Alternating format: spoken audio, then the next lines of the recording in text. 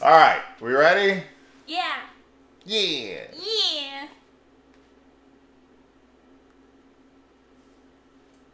So it's been a little while since we've done a video. Honestly, there just hasn't been anything coming out that we've had any interest in watching, and we just don't feel like watching stuff that we don't have any interest in. Pretty much simple as that. So hopefully when there's a slew of new movies or movies that look good and that I haven't reviewed, that's another thing is I'm showing her a whole bunch of movies that I've already done on the channel. I have like 2,500 videos.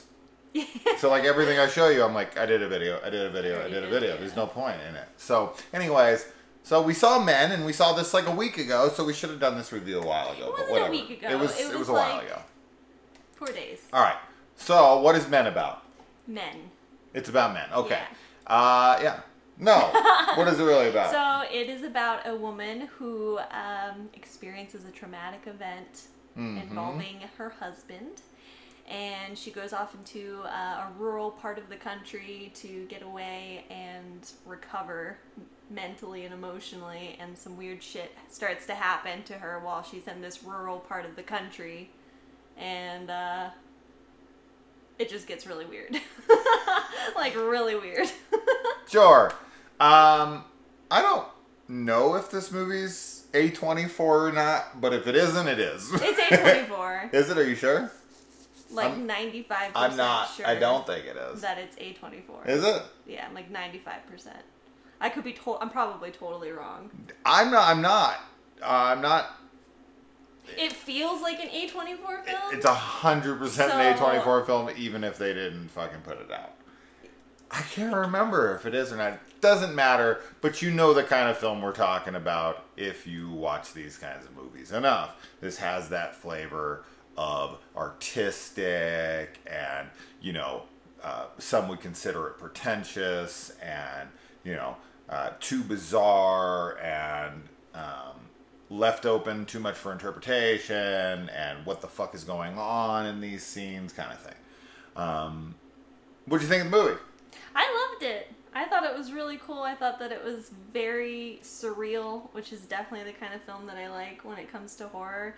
And there's some really beautiful shots in it, some great cinematography. There's one scene in particular that we both really loved with the tunnel that I just thought was just awesome. And yeah, I mean, the ending is super bizarre and really out there, and the theater that we were in had like 2 other people in it. Very cool. I would have loved to have seen this with a crowd. Yeah, for sure, because they were like totally quiet, fine, and then basically in the 3rd act they started to be like freaking out a little bit, which, I mean, I kind of was too, but not verbally.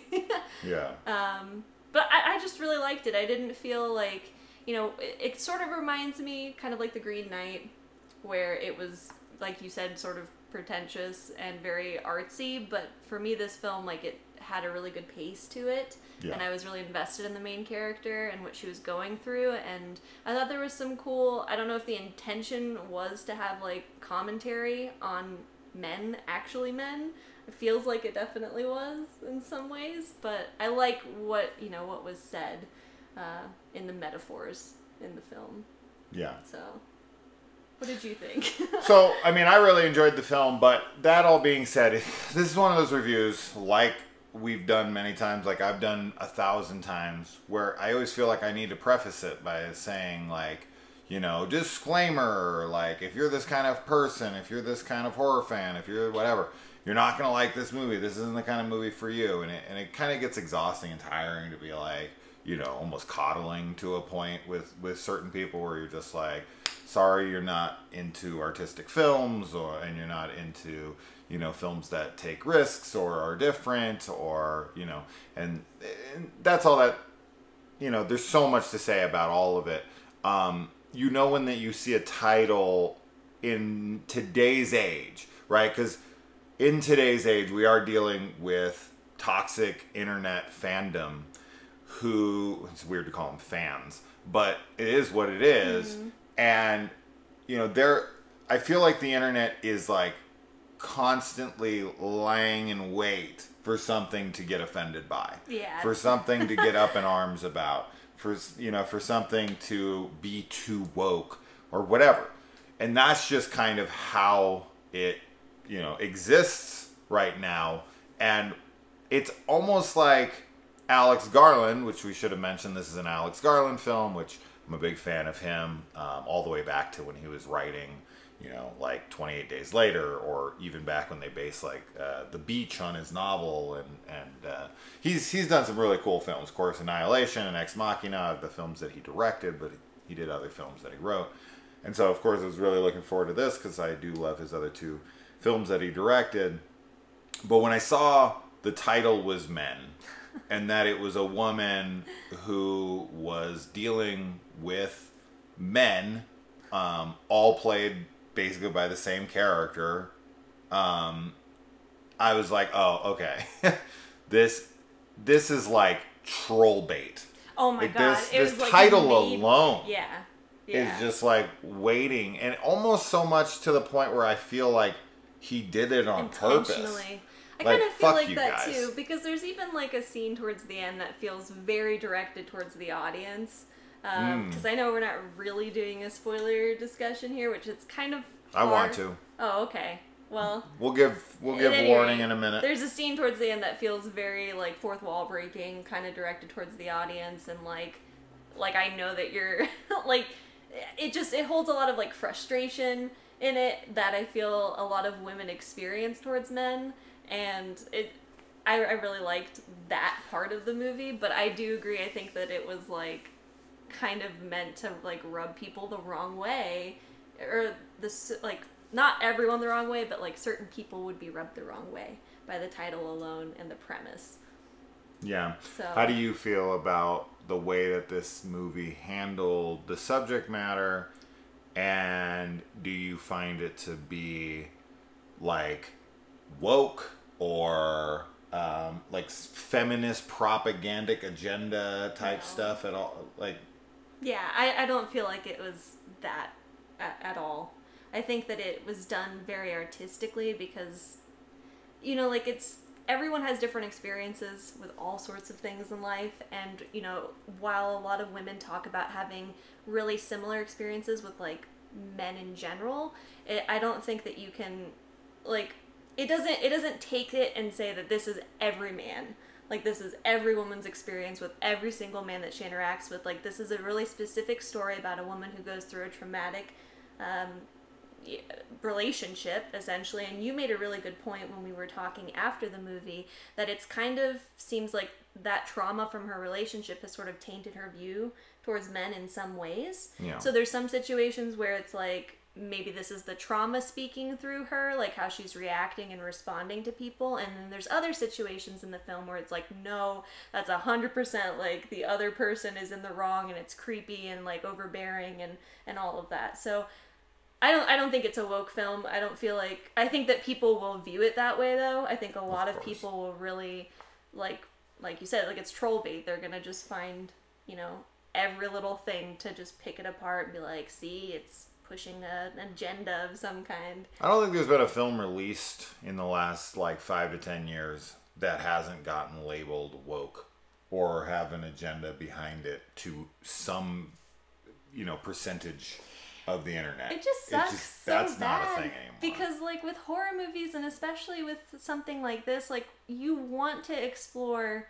people's perspectives, like people who aren't you, and go into these like, I don't know, like uncomfortable areas that people don't like.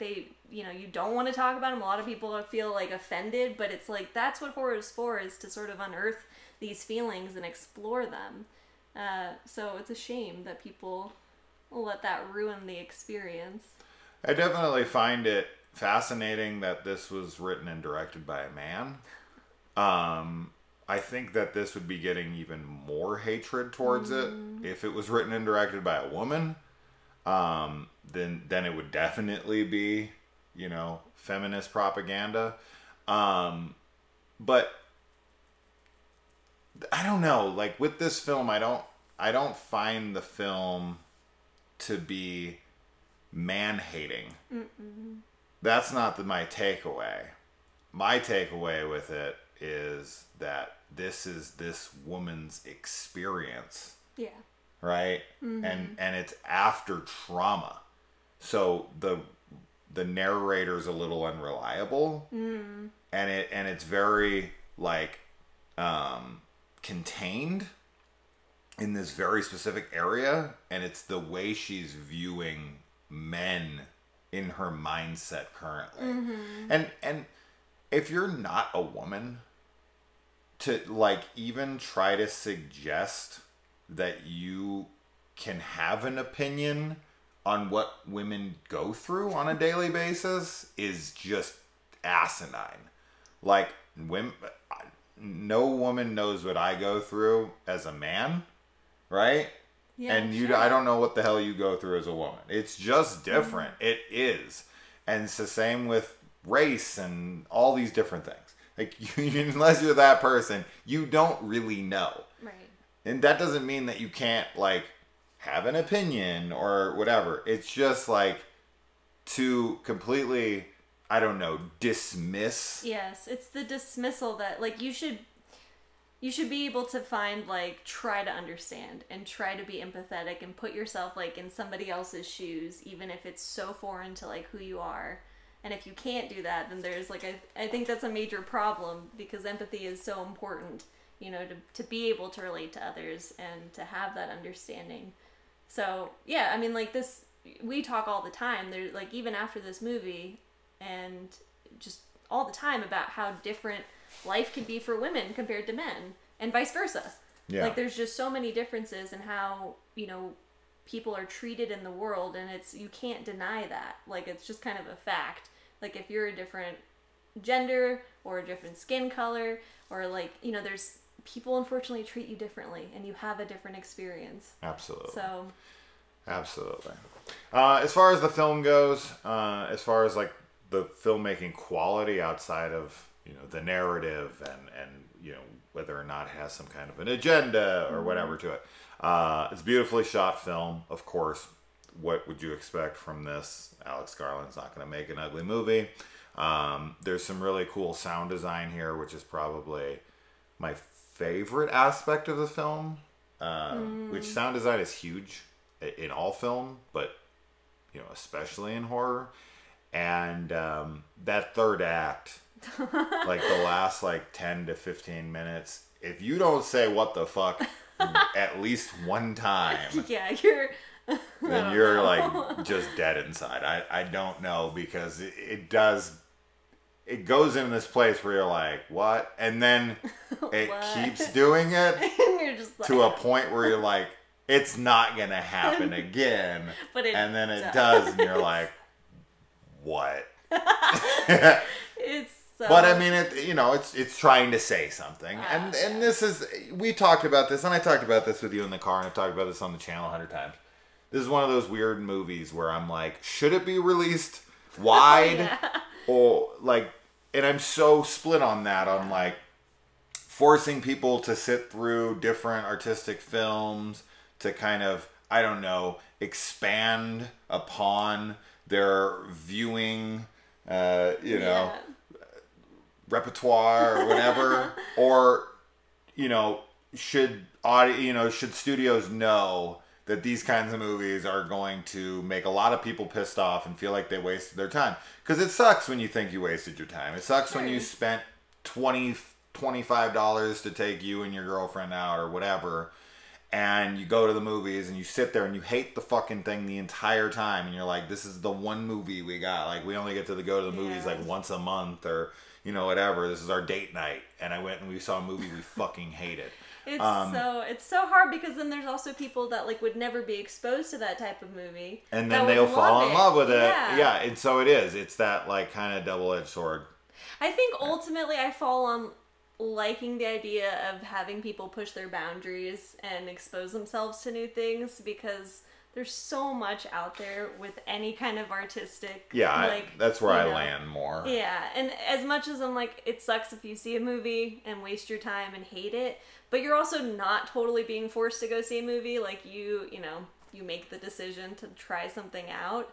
I would just hope that it doesn't like like, I would hope that somebody doesn't take a chance on something and then hate it and be like, well, I'm never going to take a chance on anything ever again. Well, I mean, like, imagine... I'm just going to stick to what I know. Imagine my father saying this movie. Well, yeah. That right? would be like... He'd be like, what the fuck is that this? Was the I'm worst out fucking of here. thing ever. You know? And this is 100% without a shadow of a doubt, because we had a small crowd did this not happen for once. But if that was a packed theater, or even if it was a half theater, we would have had this is the stupidest fucking movie I've ever seen comment as we walk out, like I do with any of these movies.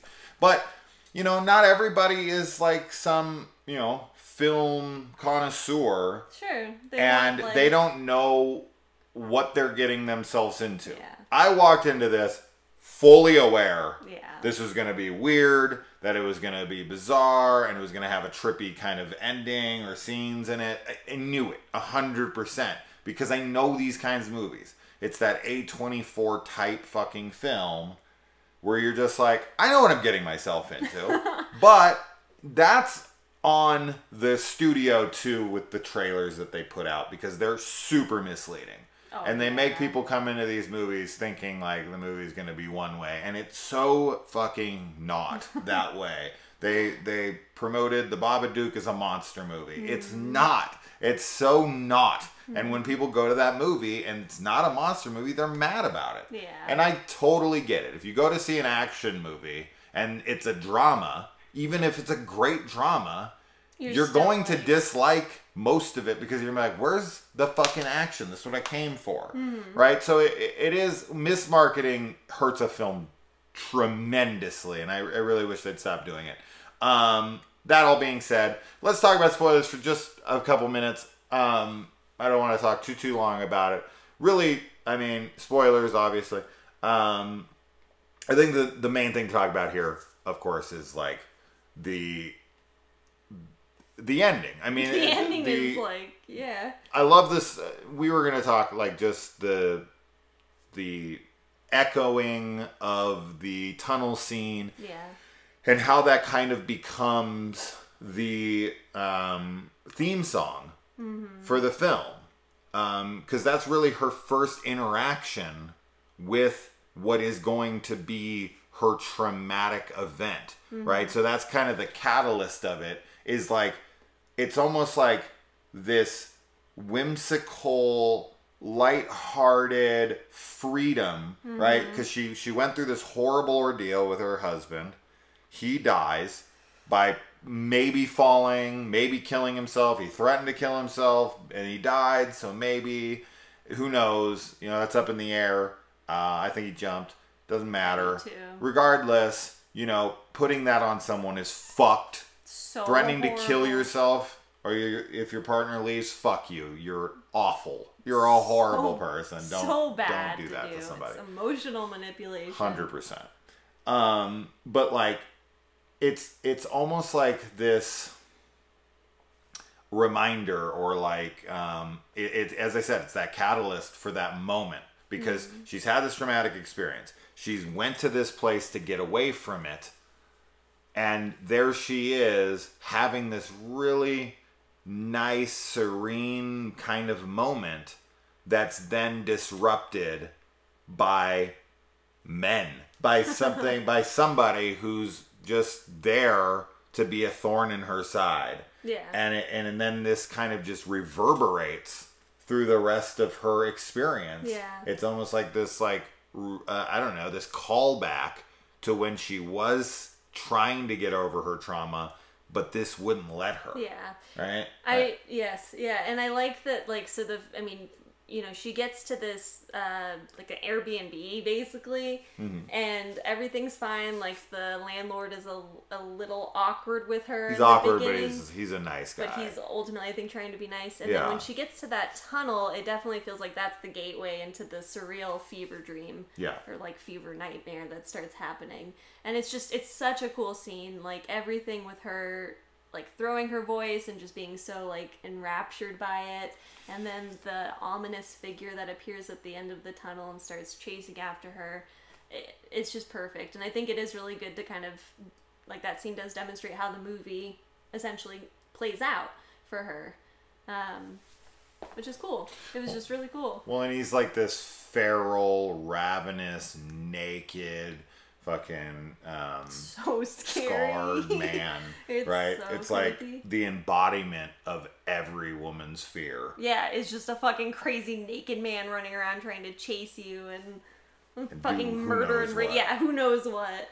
There's of course some like religious you know, iconography, you know, with the apple and her eating from the tree, and and even Jeffrey calls her out on it. Yes, like forbidden fruits. Yeah, mustn't eat from there. Yeah, forbidden fruit and whatnot. So I thought that was cool, but not too heavy-handed. We don't really get into that much, but it's kind of hearkening and calling back to this thing that women kind of was pushed on them, right? Of like, you're the reason why we can't have nice things. Gosh, right? Yeah, you couldn't resist the apple. Well, and the interesting thing, so that's like a Christian iconography, but then the rest of the film, like with this entity, I guess, it's the Green Man, which I told you about, which is like Celtic, pagan type of belief or being. And so it's really interesting to see that it starts with like a Christian reference and then ultimately ends up being, but I mean, it makes sense though because it's in England, so that would have been kind of more of the native religion before Christianity was introduced to the population. Is Christianity the only one that owns that version of that story? Because you know the Jesus thing is like mirrored in like most religions. I don't know about I'm sure that there's tons of references of like forbidden fruit and like, you know, people taking things that bring them knowledge biting an that apple, they're not supposed to, but that one is that's very obviously like a Christian one. And yeah, I mean he like turns into the Green Man, like he's putting like leaves and stuff into his face. Kind of reminded me of the Green Knight. Right, the guy who's chasing them. Yeah. What'd you think of the birthing scene? What? So your interpretation of that, which would be the obvious one, is that this is generational. And mine was just kind of a little bit different of a take. That, what did I say? You were like... Because, I said generational, and then you were like, yeah, it could be that. What did you say? You had a really cool idea, and now I'm, like, totally blanking on it. That basically, like, carrying the scars of the past through, like, every man kind of more... It was more about, like, because her... Yeah, so that's why you were talking about her trauma, and now this is impacting how she views men. So it was, like, each man, because... all of the versions that were birthed were men that she had interacted with in this village. That still hold on to the scars of what the injury in which her husband sustained falling from the roof, cutting his arm through up through here and breaking his ankle. Yeah, it's a fucking weird scene. It's like very shocking. It was very unexpected. Like just seeing him run out and be super pregnant, and like the way that he moves because his leg's broken, so he like tries to stand on the leg and then it like falls over, and then just multiple births from all parts of his body. Like initially it's like actual vaginal birth, and then it's like from his like out of his back, out of his head, like all over the place, and it's fucking weird. Such a great scene. But it's amazing. I love it. It's super memorable. I think that it has really like different meanings you can take from it, and it's extremely graphic. Yes. Like for instance, we were just talking about like I find the scene in Men, the birthing scene, to be way more graphic than anything I saw in The Sadness. Oh, yeah. And that's just like, that movie's getting so, oh my God, it's so graphic, it's so over the top, and I'm like, dude, you haven't seen the birthing scene in Men. Because it's like, you don't ever, like, you can watch so many horror films and see people getting chopped to bits and bitten and eyeballs gouged out and everything, but you, like, never really see, like, a full birth scene. And but he's also just, it's that whole sequence of just, like, his hand, and he puts it on her fucking throat, which fucked you up, and it's just The whole hand gag it was, with his fingers still moving while it's broken apart is amazing. It's like the effects there are fucking top notch, amazing. Yeah. The fact that they independently move. Oh my god. And it's like some crab claw kind of thing. Is so cool. But yeah. And what do you feel about like every guy in the town being played by the same actor? I thought it was great. He did a wonderful job. Yeah. It was, I mean, the kid, obviously, like the teenager that's an asshole to her outside the church, like he very clearly, like he looks, like you can tell it's just de-aged in CGI, but it like really adds a creepy factor. Yeah. And I like, because it's sort of like, because it's a fever dream, I'm like, you can't quite tell like if this is actually what is happening or if it's like through, like, because the way she responds to everything, like she doesn't react to them looking the same, you know? No. So it's very bizarre, but it's interesting because it's not like this man, the face and the figure is not her husband. Like it's a totally different man. Right. And makes you wonder. Yeah. Is that like the face of her father? I don't know. But it is interesting that it's all the same one. And, you know, towards the end, like that third act, before the birthing scene, she is like trying to escape in a car, and she gets out because she hits the landlord, and then he like gets in the car and takes off. And there's like a huge galaxy that appears like in the sky, and it really felt like this is like super alien, and I really was feeling like this creature was like an alien the whole time, just from how it was being born and how it was acting. And obviously it's a metaphor, but I just thought it was taken literally anywhere. But that was just like the vibe that I got from it. And I think that her reaction and response to the birthing scenes was really cool, because she was like kind of freaked out at first, but not like hysterical, just kind of grossed out. And then she just kind of gets more and more like, all right, is this like ever gonna end? Like, just kind of fed up and exacerbated by it. And then at the very end, it takes the form of her husband. Yeah. And she's like, what do you want from me? He's like, your love. Right.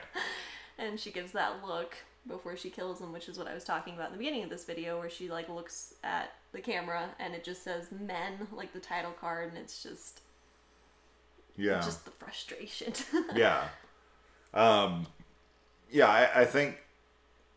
I think that with the person who is playing the men in the movie not actually being the person who disrupted her life and is the main offender here, the guy who made her that way, I think that actually gives a lot more credibility to the fact that we're not talking about like, you know, all men are the same in the sense of like, she now sees it as this guy is every guy. It's like she just sees all men as the same, and it's not so much that it's just odd to me. It's an interesting choice to not it be all her husband, right? Like typically it would be whoever her attacker was, whoever her abuser was, would be the guy she would see everywhere. That's pretty typical. Like, I've seen that done in other movies where every person looks like their attacker. But the fact that it's like a completely random guy who she meets at like an Airbnb or whatever the hell it is, and then from that point on, you know, once she gets there, everyone in town looks like it, and she doesn't draw no attention to it. Zero. We're seeing the world through her mind now. It's kind of like she sees a guy when she gets there, and then it's like she kind of blankets the rest of the town like, nah, all men are the same, right? Because it's not only men there. We do see a female cop, and it's not like, you know, she looks like him. She's herself, just a normal person. And they have a little bit of an interaction. And the men kind of, I don't know, they vary. Like, not every man's a piece of shit to her. Most of them are, though. You know, most of them are, but some of them aren't. I felt like Jeffrey is totally good to her all the way up until he gets out of the car and, like, hits her. Yeah. But this is the kind of film you can watch, like, 2 or 3 times, and I think can just kind of get more and more and get more interpretations and whatnot, which I think is cool. Some people might find that pretentious or lazy or whatever. I don't think there's anything lazy about this film. No, not at all. it's just a film that makes you want to ask questions. Yes. And it's an experience, and it's not one you should be apt to forget anytime soon. It's very unforgettable for sure. But yeah, I mean, you could talk about all sorts of things within the film, but I think those are like the main key points of the film that are really worth discussing. And then her friend arrives and she's pregnant, which we don't know about through the film. So, you know, the pregnancy thing might be because she knows her friend is going to give birth to another man and bring another man into the world. And she's just like, oh, great, here we go again. Yeah. You know, another generation of assholes. You know, so it might just be her fear of what's coming. And who knows, maybe she's pregnant herself with her fucking dead ex-husband's kid, and she's like fearing that she's gonna just birth another asshole into the world, and her friend's a reminder of it because she's further along than her. I mean, as I said, you can kind of go wild with speculations here, because that's the kind of film it is. Yes. Right? Yes. And other than that, obviously, if you're here, you saw it or not, I don't know. But don't just jump to conclusions and call something propagandic, you know, feminist agenda and all that. You can. I don't give a fuck. Do whatever you want. I don't care. But I don't know. This is the kind of film I'd love to get. But look at it. I mean, we just looked at CineScore, right? And like everything had like A's and B's, like no matter what it was, and this had a D+. Well, it's like because this is not meant for a general audience. You take Top Gun and then this movie and put them in the same, like with the same people watching it. Oh my goodness! It's like no. Top Gun Maverick ruled. It was great. It was wonderful. It ruled. But such a different style of movie. And that's what's so cool about film, though, is that you can watch something like that and then go watch Men and just have like two totally different viewing experiences and walk away with totally different emotions and thoughts. Yeah. And it's cool. Go check it out. And if you don't, you're a fucking woman hater piece of shit. No. No. Let us know if you watched it. Bye. Bye.